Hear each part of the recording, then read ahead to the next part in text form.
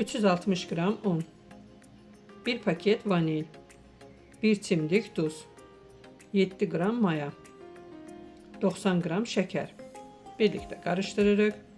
30 gram bitki yağı, 1 yumurtanın ağı, 180 ml süt. Sütümüzü az əlavə edirik.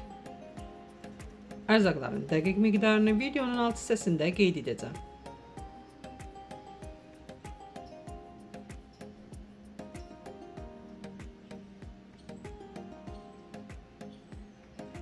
Yumşaq, ələ yapışmayan xəmir yoğururuq.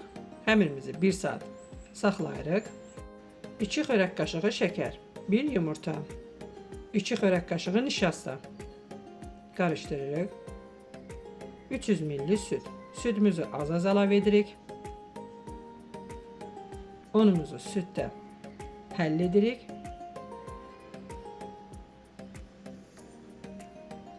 Sonra qaz sobasında bişiririk. Kremimiz hazırdır.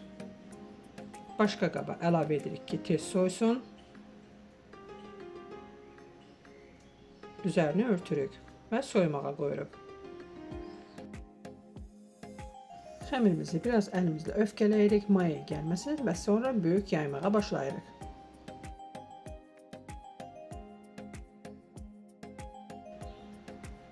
Gördüyünüz kimi 2 barmaq enliyində kəsirik. Sonra forma verməyə başlayırıq.